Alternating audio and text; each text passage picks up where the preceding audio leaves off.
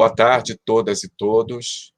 É com muita satisfação que damos início à aula inaugural desse segundo semestre de 2021 do Programa de Pós-Graduação em Filosofia da Universidade Federal do Pará. A aula, intitulada Nietzsche, Tipos, Imagens e Figuras Femininas, vai ser proferida pela professora doutora Scarlett Marto, professora titular de História da Filosofia Contemporânea da Universidade de São Paulo, a quem agradeço desde já a atenção e generosidade por ter aceito o nosso convite. Participam dessa mesa de abertura o professor Dr. Nelson de Souza Júnior, professor da Faculdade de Filosofia e pró-reitor de extensão da UFPA, e nesse momento representando o magnífico reitor. Professor Dr. Damião Oliveira, diretor da Faculdade de Filosofia, professor do Programa de Pós-Graduação em Filosofia também, e a professora Loiane Verbicaro, professora da Faculdade de Filosofia e atualmente vice-coordenadora do Programa de Pós-Graduação em Filosofia da UFPA. Eu passo imediatamente a palavra ao professor Nelson. Bem, antes de tudo, uma excelente tarde a todas e todos. Saúdo inicialmente o professor Hernani Chaves, coordenador do Programa de Pós-Graduação em Filosofia, professora Loiane Verbicaro, vice-coordenadora, professor Damião Bezerra, diretor da Faculdade de Filosofia, e nossa queridíssima, ilustríssima convidada, professora Scarlett Marto. É um prazer tê-la aqui conosco mais uma vez para contribuir, né, nesse final de tarde. Eu serei bastante breve. Eu gostaria, fundamentalmente aqui, de reafirmar o compromisso institucional da UFPA com o Programa de Pós-Graduação em Filosofia, que, salvo engano, completa em 2021 10 anos, completa a sua primeira década. E eu participei no início mais diretamente, nos últimos anos de maneira mais indireta, né, dos diferentes esforços, dos diferentes empenhos para que o programa consiga hoje ter sustentação, consiga ter solidez, consiga ter firmeza, porque é um programa que, antes de qualquer coisa, é crucial, ele é centralíssimo para a região amazônica. Eu acho que ainda é, né, o único programa de pós-graduação em filosofia na região amazônica. Então, ele realiza uma tarefa muitíssimo importante, a de possibilitar com que diferentes alunos dos outros estados possam estar aqui e, em seguida, retornar, né, para as suas realidades sociais, já como pesquisadores bem formados em filosofia nas áreas em que nós atuamos. Isso é extremamente relevante.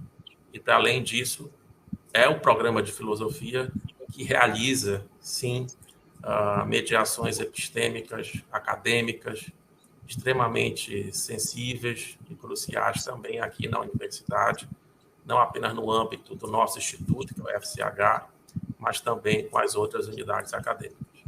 Então, eu desejo, né, ao programa sucesso, um pleno, né, e contínuo fortalecimento. Acho que a meta agora é o alcance o mais rápido possível do nível de doutorado. O que a universidade puder contribuir para isso, estamos inteiramente à disposição. Então, pleno sucesso e um grande abraço a todas e todos. Agradeço, Nelson, as tuas palavras e passo a palavra agora para o professor Damião Oliveira, diretor da Faculdade de Filosofia e egresso do curso de Filosofia da UFPA. Boa tarde a todos, a todas que acompanham essa transmissão, possivelmente estudantes do PPG-Fil, estudantes do curso de Filosofia, do bacharelado e da licenciatura. Quero expressar a minha satisfação por estar participando da abertura desse evento, né, dessa aula inaugural, e cumprimentar o professor Hernani Chaves, né, e agradecer ao PPG-Fil, na pessoa do seu coordenador, o professor Hernani, pelo convite, cumprimentar o professor Nelson, É uma satisfação estar aqui dividindo essa mesa de abertura com ele. E quero, em nome da faculdade, cumprimentar a professora Loiane, né, por óbvio, né, é uma grande satisfação estar com ela, e quero também, em nome da Faculdade de Filosofia, do seu corpo discente, do seu corpo docente, dar as boas-vindas à professora Scarlett Marco, né, que eu conheço pelos seus textos e muitos vídeos que eu vejo na internet, né. Para nós é uma grande honra tê-la, né, mesmo que remotamente, na nossa faculdade, na nossa universidade, como já falou o professor Nelson. E agora, aguardar para ouvi-la. Obrigado. Obrigado, Damião. Passo a palavra agora para a professora Loiane Verbicaro, vice-coordenadora do PPG-FIL, UFPA. Bom, boa tarde a todas e todos. É uma grande alegria receber a querida e admirada professora Scarlett. Inicialmente, cumprimento o professor Nelson, professor Hernani, professor Damião e a todos e todas que estão nos acompanhando. Esse é um momento muito importante para o nosso programa, que é o início, a abertura do nosso semestre letivo, em um momento tão difícil, tanto para as universidades, para o ensino, e também tantas outras turbulências sanitárias, políticas, econômicas, e o nosso programa se afirma como um projeto coletivo, mesmo diante de um contexto tão adverso às humanidades e à própria filosofia. O programa tem o projeto de se fortalecer, sobretudo nessa parceria entre a Faculdade de Filosofia e o programa de pós-graduação, o nosso corpo docente, nosso corpo discente, e muito nos honra receber a queridíssima professora Scarlett. Eu admiro muito, professora, o seu trabalho, acompanho os seus escritos, igualmente também lhe assisto nos vídeos, e para toda a nossa comunidade acadêmica é uma enorme satisfação iniciar esse semestre letivo com a sua presença, com a sua figura, com tudo que a senhora representa, não apenas para o país, mas também tantas outras instituições europeias, para a América Latina. Então, muito nos honra e muito nos orgulha a sua presença aqui conosco. Agradeço ao professor Hernani pela parceria, por esse projeto de estarmos à frente, juntos no PPG-FIL, e desejo a todos um excelente momento e um excelente semestre letivo. Agradecido também, Loiane, e eu gostaria rapidamente de apresentar a professora Scarlett Marco. Sempre tento encontrar uma forma de fazer uma apresentação que escape da leitura daquela apresentação que a gente escreve no Lattes. Eu queria, então, reiterar, a professora Scarlett Marco é professora titular de História da Filosofia Contemporânea Moderna da Universidade de São Paulo. Enfim, eu gostaria de ressaltar 3 aspectos dentro da sua trajetória acadêmica. O primeiro aspecto é aquilo que diz respeito aos seus trabalhos, o que diz respeito, no melhor sentido dessa palavra, à sua produção. A professora Scarlett Marco, ela tem, pelo menos até hoje, registrados no Lattes, 59 artigos, 28 livros publicados, incluindo aqui os livros que ela organizou, e 60 capítulos de livros, artigos e capítulos publicados nos Estados Unidos, na Europa e na América Latina. Do ponto de vista da formação, a professora Scarlett orientou até agora 19 mestrados, 15 doutorados, 4 supervisões de pós-doutorado e 30 orientações de iniciação científica. Isso é muito, muito importante, mostrar esse aspecto da formação, que vai desde a iniciação científica até a supervisão do pós-doutorado. Mas talvez a grande contribuição da professora Scarlett Marto, que ultrapassa, portanto, os muros e os limites da Universidade de São Paulo, é o fato de que, salvo engano, há 25 anos atrás, ela criou o Grupo de Estudos Nietzsche, o GEM, e, ao mesmo tempo, os Cadernos Nietzsche. Tanto o GEM quanto os Cadernos Nietzsche representam uma ruptura, uma mudança, um deslocamento fundamental nos estudos nietzschianos no Brasil, por vários motivos, né? Pela qualidade dos trabalhos, pela persistência, por manter esse grupo e essa revista há quase 3 décadas, né? 2 publicações pontualmente a cada ano, 2 encontros por ocasião da publicação dos cadernos pontualmente a cada ano, né?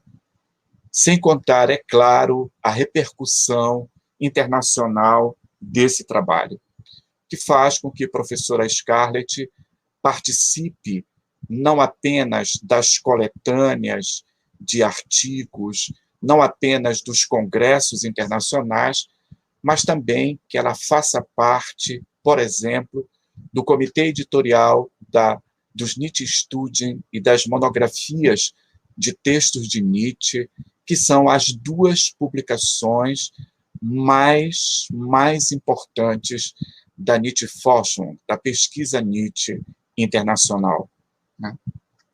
Eu gostaria também de ressaltar, nesse trabalho, o fato de que a professora Scarlett foi fundamental para a criação do GT Nietzsche da Ampof, né?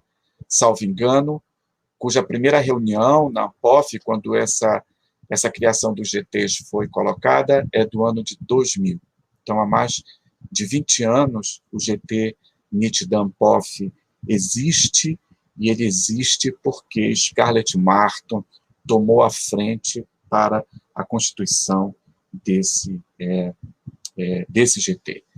Então, eu chamo a atenção para o fato de que, justamente pelas publicações, pela atuação do GEM, pela coleção Sendas e Veredas, né, de publicação das monografias, dos mestrados, dos doutorados e de vários outros livros, que são fundamentais para a publicação, para a Nietzsche, a Forschung brasileira, né? Sem contar agora a coleção das fontes de Nietzsche, por exemplo, que também é extremamente importante. O tema dessa aula inaugural se chama Nietzsche, tipos, imagens e figuras femininas.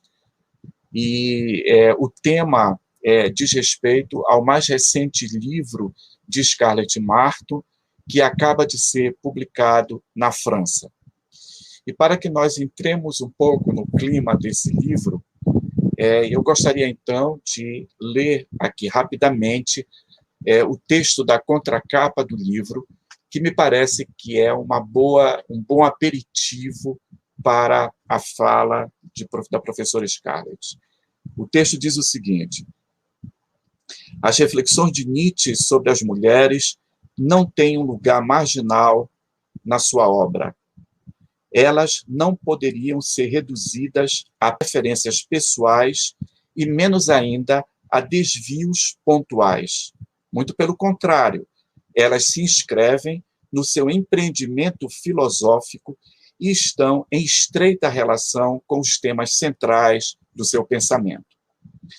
Examinar as imagens de mulheres que Nietzsche construiu e os papéis que ele lhes concedeu, estudar o modo pelo qual ele se serve da tipologia nas suas análises de figuras femininas, levantar a questão de saber por que ele criou personificações femininas de entidades abstratas, se interrogar sobre suas posições em relação às mulheres emancipadas, compreender as razões que o conduziram a combater frontalmente as femmes de lettres, as escritoras, enfim.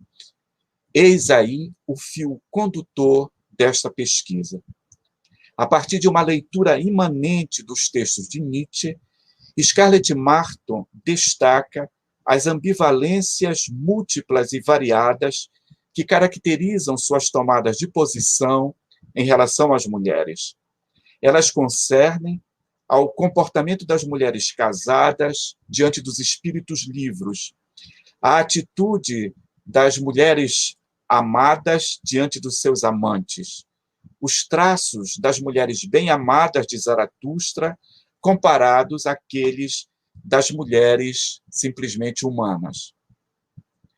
Enfim, quando ele trata das mulheres emancipadas, Nietzsche não testemunha mais nenhuma ambivalência. Ele reencontra o gesto de exclusão característico da filosofia dos tempos modernos. Né? É com muito prazer que eu recebo Scarlett Marton para essa aula inaugural e passo a palavra a ela.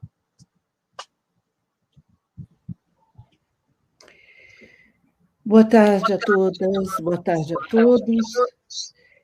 Eu gostaria, antes de mais nada, de saudar os colegas que me antecederam, agradecendo a eles o acolhimento caloroso da minha pessoa aqui, e gostaria de agradecer muito especialmente ao meu colega, o professor Hernani Chaves, pelo convite que me foi feito para proferir esta aula inaugural do programa de pós-graduação de filosofia da Universidade Federal do Pará. Ao professor Hernani agradeço não só por este convite, que muitíssimo me honra, mas agradeço igualmente por toda a sua generosidade na minha apresentação. Estejam certos de que é realmente uma honra estar aqui hoje, em particular nestas circunstâncias, no momento em que o programa de pós-graduação em filosofia completa 10 anos, e precisamente numa ocasião em que estamos atravessando momentos tão turbulentos e que estamos tendo de enfrentar tão grandes desafios. Felicito aos meus colegas pelo trabalho que vêm desempenhando, por todas essas tarefas de formação que têm realizado, e, mais uma vez, agradeço o acolhimento que me está sendo dado. Como foi anunciado, trata-se, então, de Nietzsche, tipos, imagens e figuras femininas. Durante muito tempo, as observações de Nietzsche sobre as mulheres foram tomadas com precaução, seja por causa da misoginia que se julgava presente em seus textos, seja devido ao antifeminismo que se acreditava neles se manifestar. Não se procurava examinar as questões teóricas que emergem de seus escritos, nem refletir sobre o lugar que esses escritos ocupam no conjunto da sua obra. Revelava-se muito mais prudente, ao que parece, ignorar suas posições acerca da condição feminina. Entre os raros estudiosos que levaram em conta seus comentários a esse respeito, alguns, como Walter Kaufmann, buscaram defender a ideia de que eles não estavam à altura dos seus talentos ou simplesmente não eram de interesse filosófico. Nos últimos tempos, escritos feministas se propuseram discutir as posições assumidas por Nietzsche a propósito das mulheres.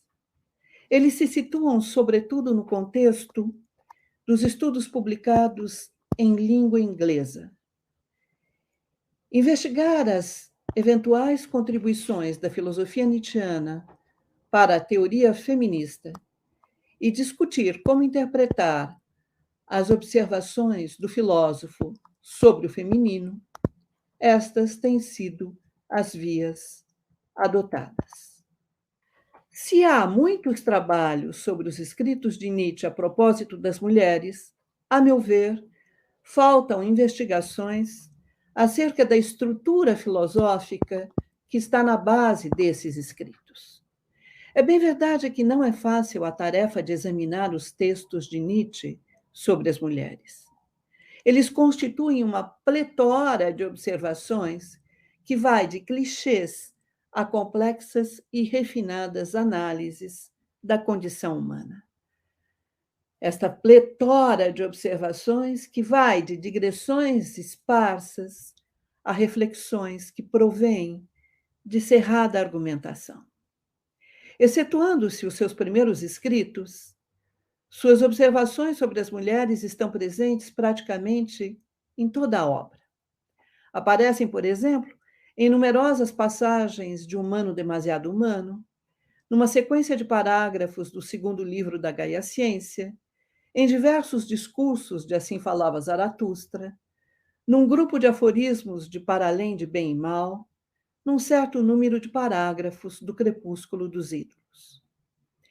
Levando em conta tanto os livros publicados quanto os fragmentos póstumos, segundo sua ordem cronológica, meu intuito é o de fazer uma leitura imanente dos textos de Nietzsche com o propósito de elucidar as posições que ele assume em relação às mulheres e, ao mesmo tempo, realçar as estratégias a que recorre.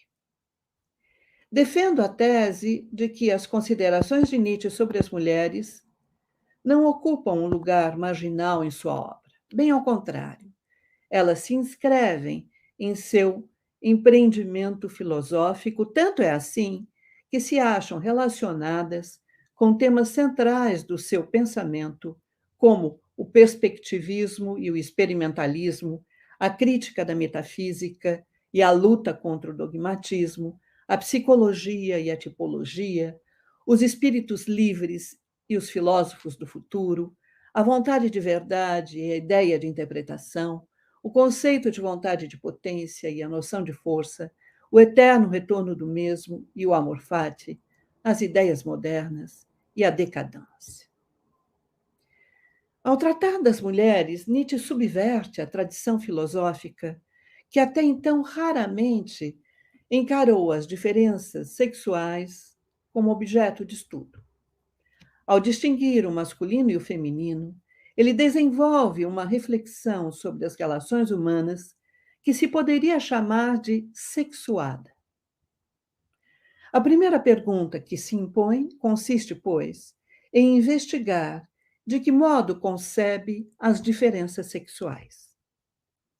É certo que Nietzsche dificilmente encararia as diferenças sexuais como meras diferenças biológicas. E isto, antes de mais nada, porque ele recusa a opacidade dos fatos, rejeita a pretensa objetividade da ciência. Contra o positivismo que se detém no fenômeno, só existem fatos, anota Nietzsche num conhecido fragmento póstumo.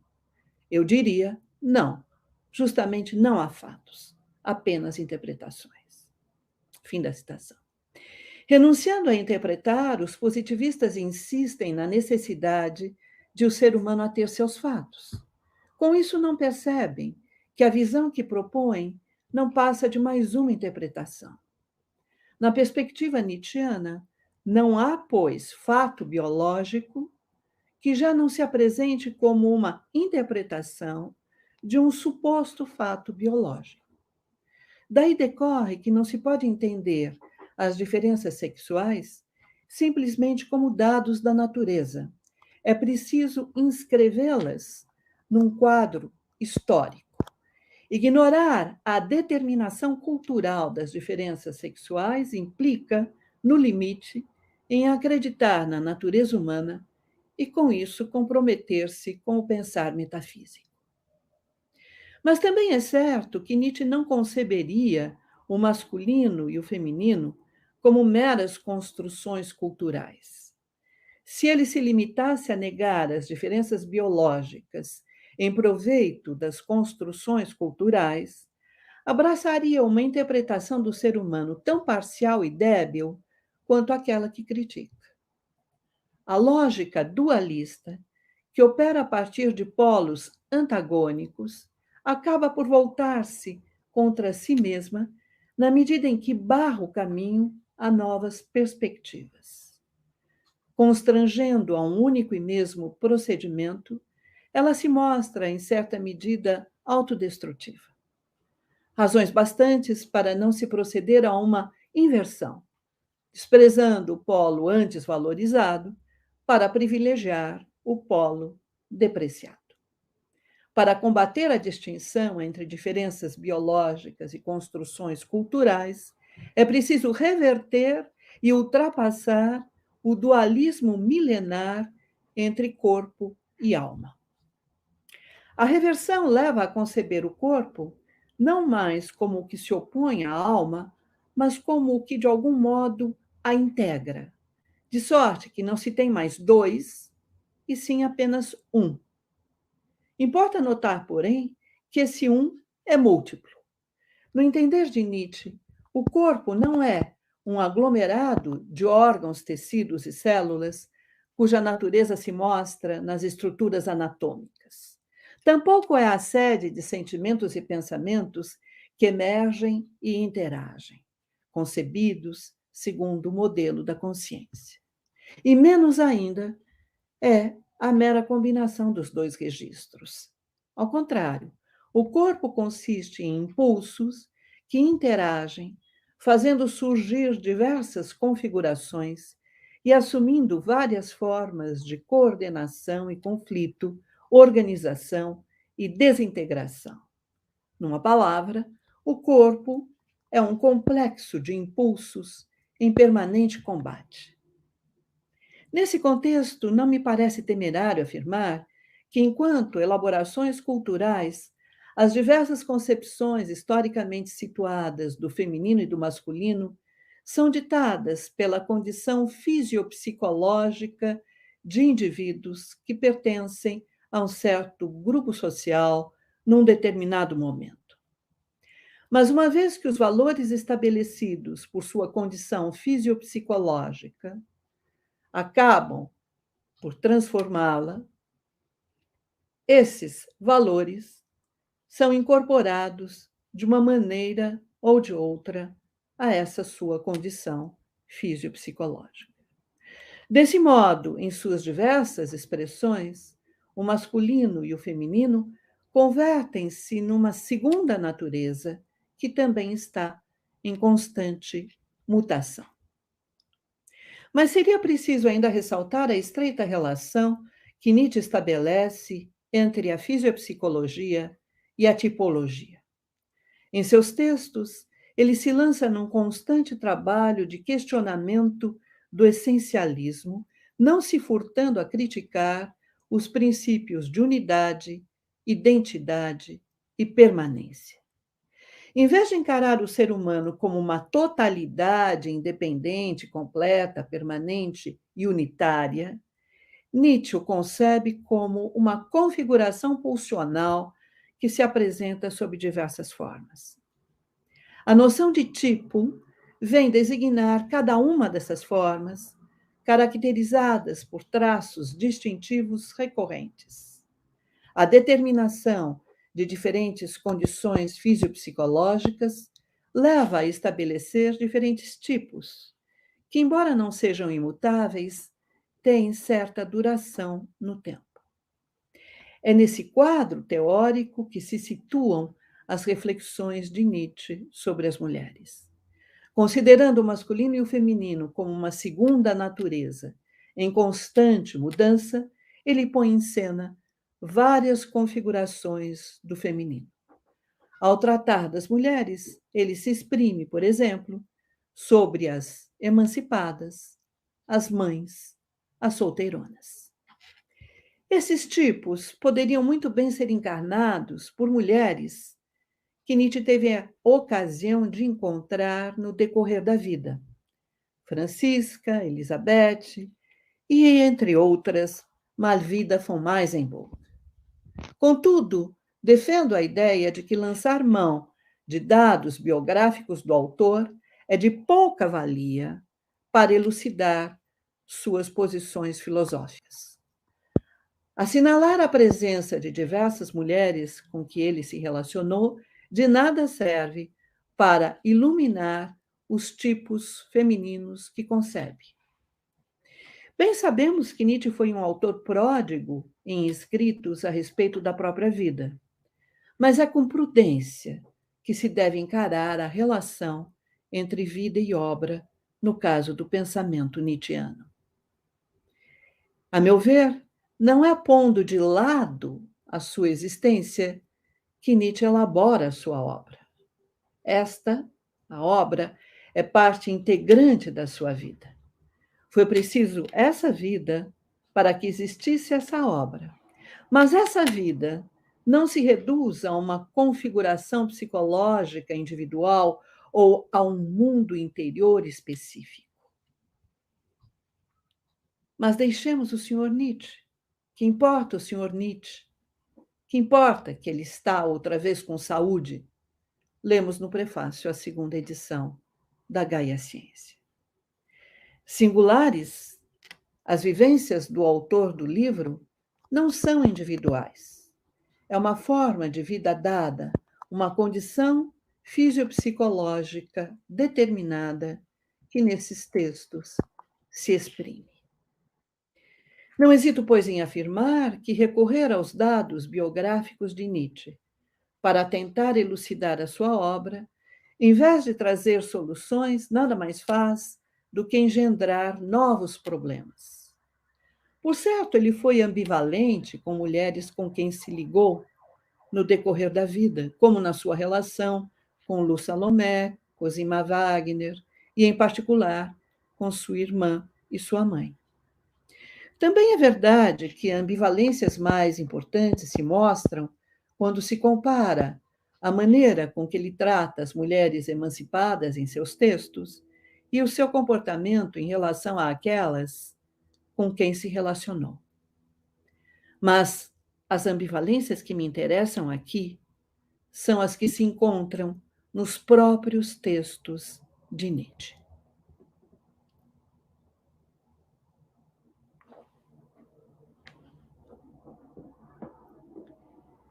Todas elas me amam, escreve Nietzsche no S1, e logo acrescenta. Com exceção das mulherzinhas vitimadas, as emancipadas, as incapazes de terem filhos.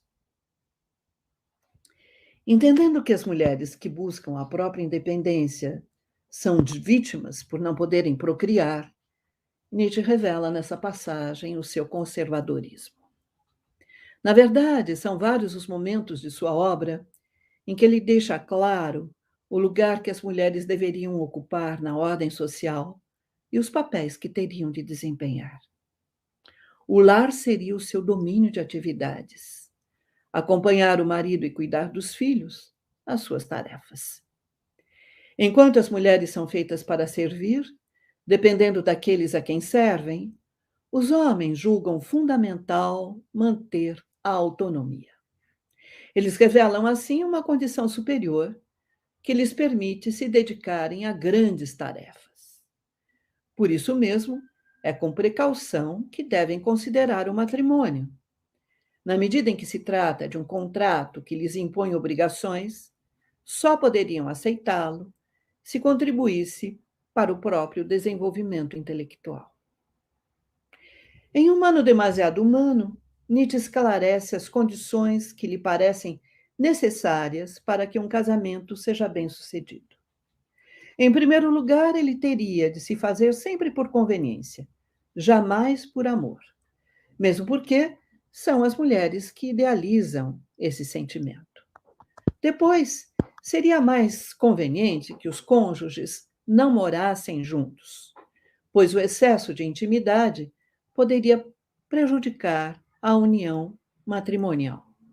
Além disso, para que essa união fosse duradoura, ela deveria ser entendida como uma boa conversa, de sorte que a sexualidade nela entraria para realizar, entre aspas, fins mais elevados como um meio raro com vistas à procriação. Daí a importância do papel que o concubinato desempenharia na sociedade. Nietzsche chega até mesmo a avançar a ideia de que menos honestas do que as cortesãs, as esposas sempre recorreram a subterfúgios para serem mantidas. Por isso, valorizaram as tarefas domésticas e o cuidado com os filhos como pretexto para se subtraírem ao trabalho. Numa sociedade ideal, a elas deveria caber a responsabilidade pelo sustento da família. É em Humano Demasiado Humano, nesse livro de 1878, que aparecem as primeiras ambivalências de Nietzsche em relação às mulheres. No seu entender, incapazes de tomar as rédeas da própria vida nas mãos, as mulheres se põem a serviço de outrem e, conformando-se às imagens idealizadas, concebidas por seus amantes, não passam de simulacros de mulher. Por outro, uma vez que a figura materna desempenha um papel determinante na imagem que os homens constroem da mulher e as mulheres têm um comportamento maternal face a seus amantes, elas são responsáveis pelas atitudes que eles assumem em relação a elas. Por um lado, de início, as mulheres idolatraram o amor, mas habituando-se às imagens idealizadas que elas criaram, tornam-se presas de suas próprias idealizações. Por outro, tanto em relação aos filhos quanto aos amantes, as mulheres buscam apenas exercer o poder sobre os homens.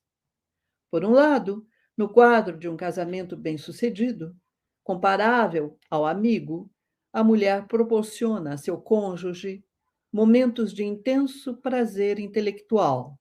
Por outro, respeitando as regras sociais, ela constitui entrave para que ele se torne independente em seus pensamentos e ações, a ponto de impedir o aparecimento de espíritos livres. Se em Humano Demasiado Humano, Nietzsche considera que a mulher pode contribuir para a formação das gerações por vir, ele não deixa de intitular esse capítulo A Mulher e a Criança, colocando os dois substantivos, a mulher e a criança, lado a lado. Nietzsche dá a entender que a mulher tem a mesma condição que a criança no contexto social. Nenhuma das duas não se pode igualar ao homem. Ele deixa ver ainda que o domínio da atividade da mulher, insisto nesse ponto, se restringe ao lar. Cabe a ela acompanhar o esposo e cuidar dos filhos. Será apenas na Gaia Ciência que aparecerá com clareza a estreita relação entre o projeto filosófico de Nietzsche e suas reflexões sobre as mulheres. Na sequência de parágrafos que se inicia com o 57 e se encerra com o 75, ele traz à luz duas convicções que constituem o núcleo mesmo da filosofia dogmática: a crença na objetividade e a propensão ao antropocentrismo. Ao mesmo tempo que combate essas duas convicções, Nietzsche apresenta as suas próprias posições. Uma vez que seu projeto filosófico pretende pôr fim à primazia da subjetividade, ele não pode aceitar a ideia de que a objetividade consiste numa maneira de ver desinteressada, neutra e impessoal. Na medida em que um dos pontos centrais de seu projeto filosófico consiste precisamente em conceber o homem como uma parte do mundo e não como um sujeito em face da realidade, ele não pode admitir que o ser humano se considere a si mesmo o centro do universo. Um exame atento dessa sequência de parágrafos do segundo livro da Gaia Ciência bem mostra que nela se pode detectar e trazer à luz uma estrutura comparável à estrutura presente numa outra sequência de parágrafos. Aqui se inicia no 230 e se encerra no 239 de Para Além de Bem e Mal. Então, para tratar da emancipação feminina, Nietzsche elege como alvo de ataque as concepções metafísicas e, ao combatê-las, lá em Para Além de Bem e Mal, apresenta, pelo mesmo movimento, um dos traços essenciais do seu projeto filosófico, o que consiste em reconverter o homem para a natureza. Aqui, na sequência de parágrafos da Gaia Ciência, ele se volta para os realistas e, ao criticá-los, procede da mesma maneira. Sua tentativa de animalizar e naturalizar o ser humano se faz presente na exigência de levar em conta suas paixões, seus impulsos e seus afetos. Contudo, isso não impede que novas ambivalências apareçam nesse livro.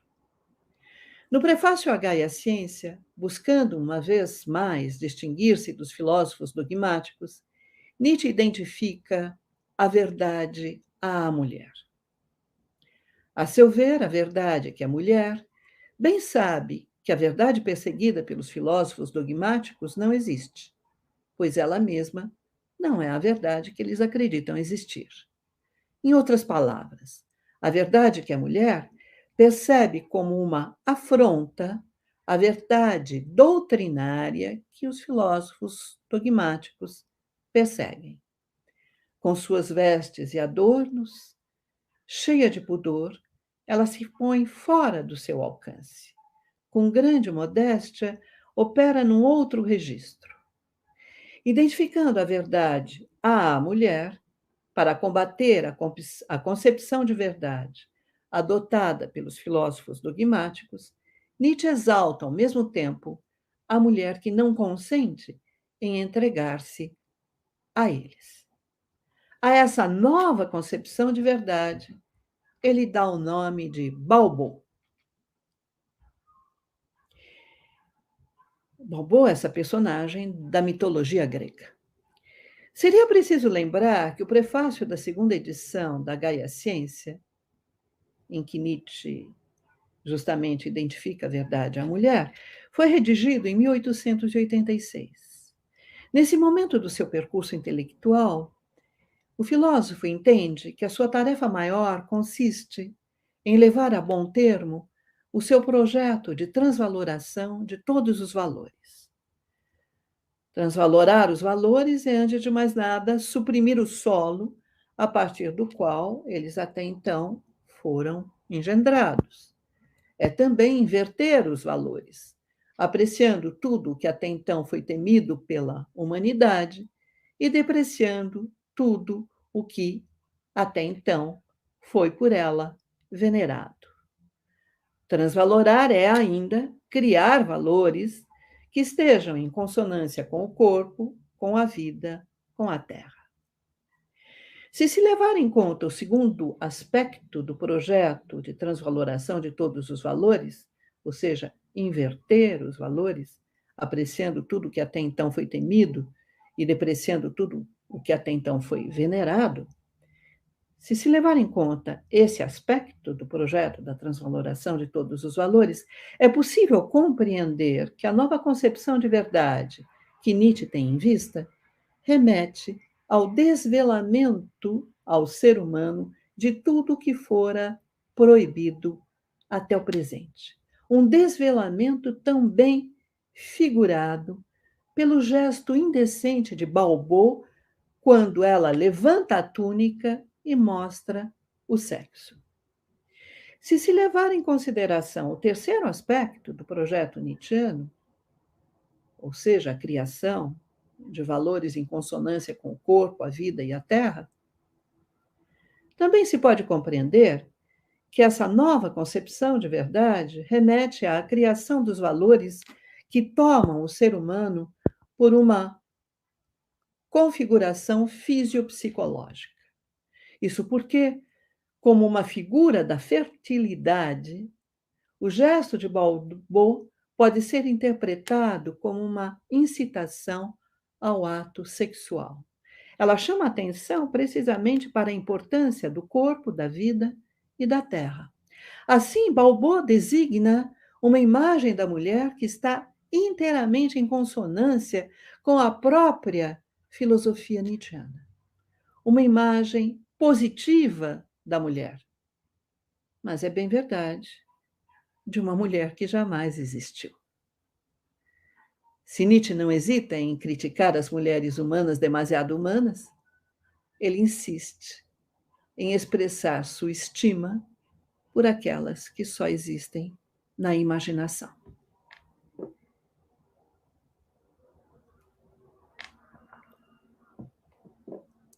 É em Assim Falava Zaratustra que se revela com clareza esse descompasso. O descompasso entre as personificações femininas de entidades abstratas e as mulheres humanas, demasiado humanas. Com a mulher, Nietzsche identifica a solidão, que lhe ensina o que quer dizer o abandono, e a felicidade, que corre atrás dele. Mas são, sobretudo, a sabedoria, a vida e a eternidade que, concebidas como mulheres, desempenharão papel central nesse livro. Da sabedoria, Zaratustra torna-se cúmplice. Com a vida, ele se põe a dançar. A eternidade declara o seu amor. Não há dúvida de que essas são as suas mulheres bem-amadas. Nesse livro, Nietzsche converte as mulheres em porta-vozes de suas ideias. A sabedoria e, sobretudo, a vida dão voz às suas posições filosóficas. A sabedoria selvagem de Zaratustra é corajosa como o guerreiro a quem ela dá o seu amor. Enquanto guerreiro, Zaratustra quer promover a guerra pelo conhecimento, obedecendo ao mais alto pensamento da vida, que consiste precisamente na superação do homem. A sabedoria de Zaratustra lhe lembra a vida. Na segunda parte do livro, cabe à vida confiar um segredo a Zaratustra. Na terceira parte, é Zaratustra que partilha um segredo com a vida. Se o primeiro caso diz respeito ao conceito de vontade e de potência, o segundo tem a ver com o pensamento do eterno retorno do mesmo. Mas para nós aqui, o que importa é salientar que as imagens da mulher que Nietzsche associa à vida e à sabedoria são bem distintas das imagens que ele alia às mulheres humanas demasiado humanas. Nietzsche concebe a sabedoria de Zaratustra como corajosa, descuidada, zombeteira, violenta, mutável, obstinada. Encara a vida como cativante, sedutora, tentadora, enlaçadora, mutável. Rebelde, a sabedoria de Zaratustra não se submete aos valores estabelecidos.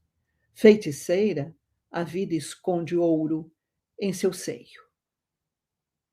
Em compensação, Nietzsche entende que as mulheres humanas demasiado humanas estão destinadas à procriação e são feitas para obedecer aos maridos e cuidar dos filhos.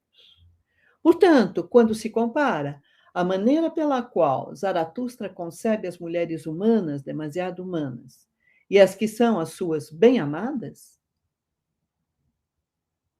percebe-se que as ambivalências de Zaratustra, nada mais fazem do que pôr em evidência as ambivalências de Nietzsche.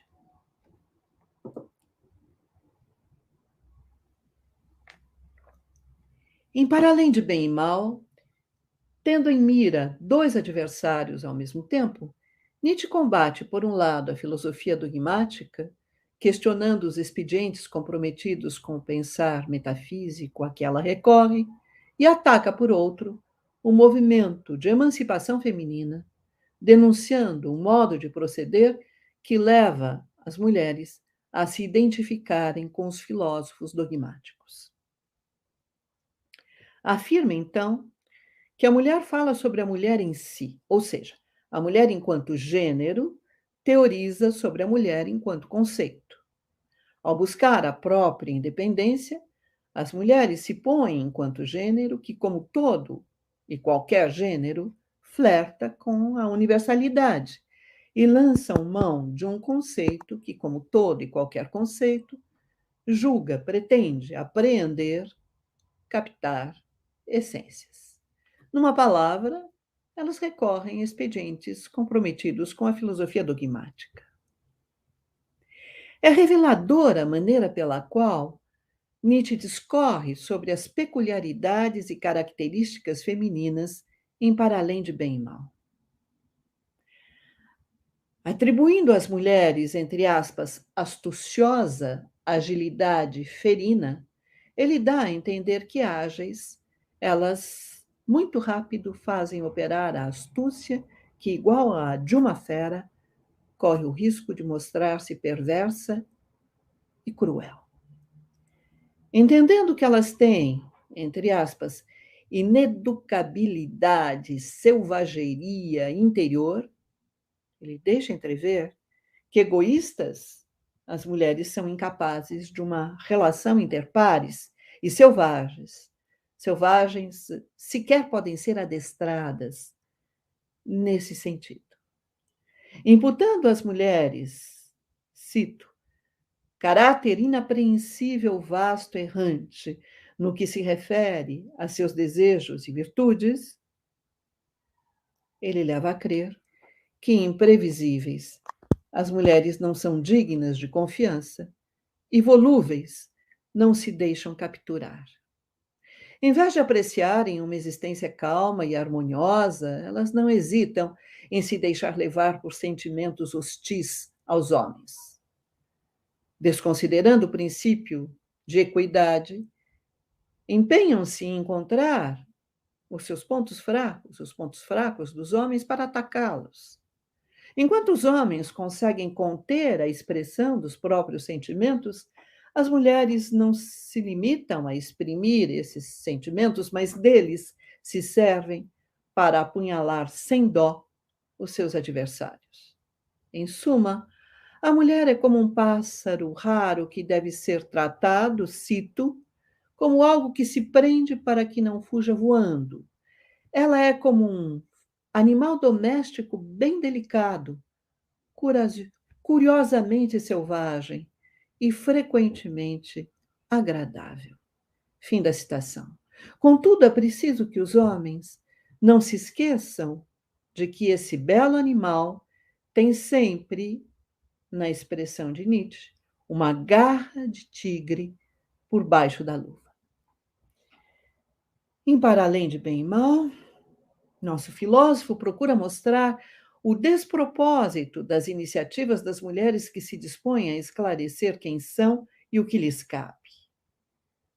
Afirma que à mulher é necessário pudor, por ela ter muito o que esconder. Mais vale que esconda o que possui de pedante, superficial, doutrinário, presunçoso, desenfreado e modesto. Mais vale que esconda tudo isso que, nas palavras de Nietzsche, até o momento e no fundo, só o temor ao homem reprimiu e conteve da melhor maneira.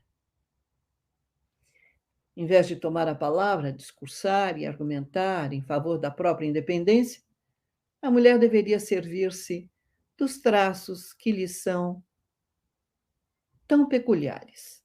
O belo, o faceiro, o gracioso, o lúdico, o leve, o suave, o agradável. Pois, no entender de Nietzsche, são precisamente esses seus traços que os homens apreciam. Assim sendo, à mulher cabe tão somente continuar a corresponder ao que dela os homens esperam. Contudo, se ao lutar por igualdade de direitos as mulheres de sua época se enganam porque não recorrem às boas armas, equívoco ainda maior é o dos homens que acatam tais anseios, aceitam tais demandas, toleram tais exigências. Da perspectiva nietzschiana, Ceder à ideia de igualdade quando se pensa em problemas relativos à política, à ordem social e à educação é traço distintivo de pensadores superficiais, incapazes de conceber a mulher, nas palavras de Nietzsche, conceber a mulher como posse, como propriedade a manter sob 7 chaves, como algo destinado a servir. E Nietzsche continua: esses doutos jumentos masculinos, no seu entender, não hesitam em incentivar as mulheres a se educarem, se informarem, participarem da política. Nietzsche aqui está visando a certos pensadores que lhe são contemporâneos, como, por exemplo, John Stuart Mill, que chegou a escrever em defesa da emancipação feminina e que, na verdade, chegou a publicar textos junto com a sua companheira Harriet Taylor Mill, que também era uma grande defensora desse movimento de emancipação feminina que, então, estava crescendo na segunda metade do século XIX. Mas Nietzsche continua atacando o que ele chama de doutos jumentos masculinos. Esses jumentos masculinos começam a incitar as mulheres a se dedicarem à literatura e a apreciarem a música, passam a encorajá-las a se afastarem da religião e a praticar o livre pensar, acabam por induzi-las a abandonar, nas suas palavras, sua primeira e última ocupação, que é gerar filhos robustos. Em suma, no entender do nosso filósofo, é justamente porque os homens abrem mão da precedência e renunciam às posições de mando que surge o movimento de emancipação feminina. Se eles mantivessem a atitude que lhes cabe, a posição que lhes compete, o lugar que lhes pertence, as mulheres não acalentariam desejos igualitários.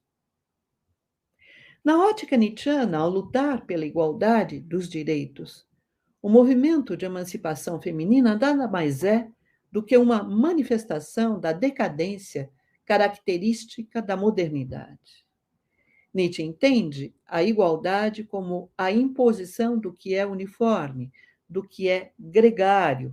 Ele concebe a igualdade como supressão das diferenças, exclusão das exceções.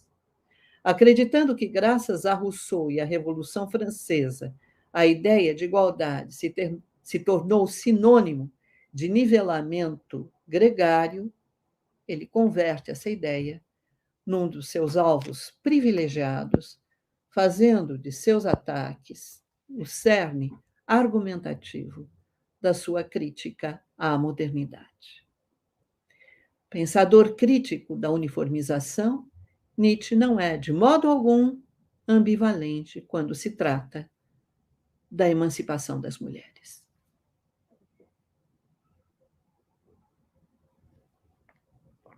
Examinados de perto, os textos de Nietzsche revelam que as mulheres que escrevem livros são as que mais o intrigam.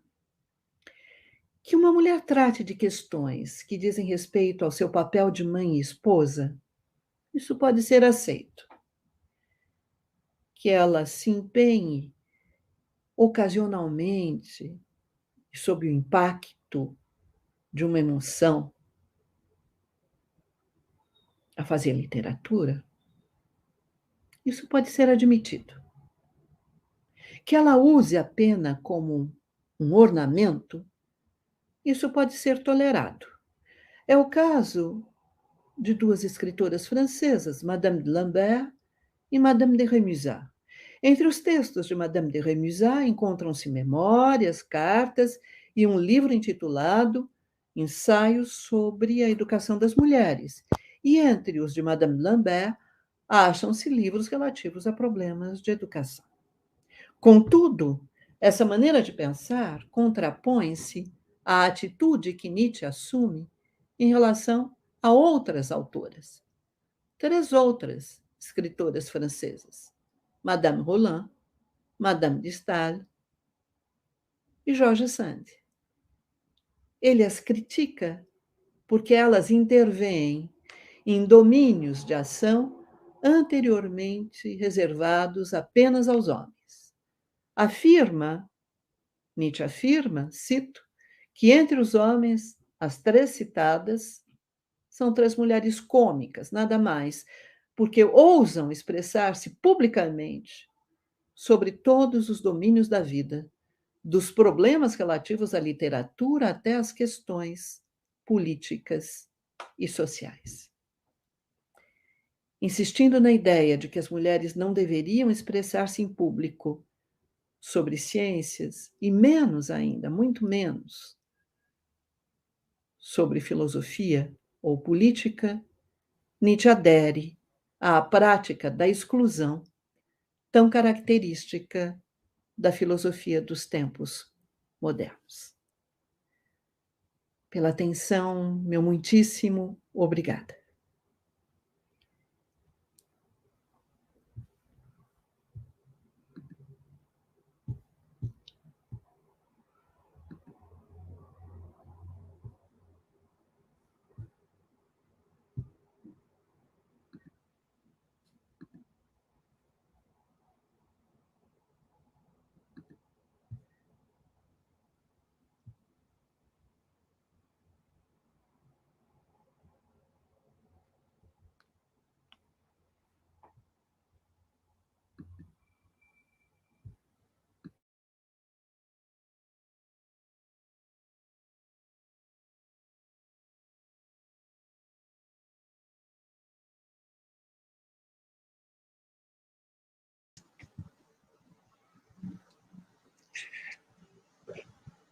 Muito obrigado, Scarlett. Muito obrigado pela aula. Como sempre, uma aula maravilhosa. E em nome da FAFIL, em nome do PPG-FIL, em nome da UFPA, nós agradecemos demais a tua presença. Loiane, por favor. Querida professora, nossa, que aula excepcional. Muito bom tematizar sobre a questão do feminino no momento em que nós precisamos cada vez mais discutir igualdade de gênero, discutir a igualdade das mulheres em todos os âmbitos, em todos os espaços acadêmicos, políticos, científicos, sociais. E essa discussão é uma discussão extremamente importante, especialmente porque ela vem acompanhada de muitas incompreensões e de muita polêmica no pensamento do Nietzsche. E a senhora, nossa, com muito brilhantismo, colocou essa discussão de uma maneira tão clara e tão profunda ao mesmo tempo. É bem interessante a gente perceber o quanto que o Nietzsche sempre pretendeu, de alguma forma, questionar os valores, as tradições, os preconceitos, mas, de alguma forma, levava adiante inúmeros preconceitos em relação às mulheres, nessa atitude um tanto quanto paradoxal, muito bem colocado aqui pela senhora. E apenas lhe agradecer imensamente por essa oportunidade, a todos nós, corpo docente, também os nossos discentes e todos aqueles que estão nos acompanhando, que foi realmente uma grande honra vê-la, e que bom que essa aula vai ficar registrada no nosso canal e podemos consultá-la tantas e tantas outras vezes. Então, nós começamos o nosso semestre letivo em altíssimo nível e só temos realmente a agradecer a sua disponibilidade, o seu tempo nesse espaço virtual, que ao mesmo tempo que de alguma forma nos aproxima, nos permitindo, portanto, ouvir professores de outros lugares, mas também sentimos um pouco de falta, de saudade do acolhimento presencial, da afetividade presencial. E eu espero lhe encontrar em Belém, esperamos lhe receber em algum momento em Belém, seria também maravilhoso poder tê-la aqui conosco, tão logo essa situação sanitária esteja no melhor momento. Então, professora, receba da Universidade Federal do Pará, da Faculdade de Filosofia e do Programa de Pós-Graduação em Filosofia o nosso abraço carinhoso e o nosso profundo agradecimento. Estejam certos de que foi para mim uma grande honra, de fato, fazer parte deste momento da vida do Programa de Pós-Graduação em Filosofia da Universidade Federal do Pará. E estejam certos também de que eu estou profundamente agradecida por este acolhimento muitíssimo caloroso, enfim, por parte de vocês. E, mais uma vez, o meu agradecimento ao meu colega e muito querido amigo Hernani Chaves por ter feito o convite que propiciou este nosso encontro. Uma boa tarde a todas e a todos. Boa tarde, Scarlett. Boa tarde a todas e todos. E agora a gente encerra, então, essa atividade. Até mais.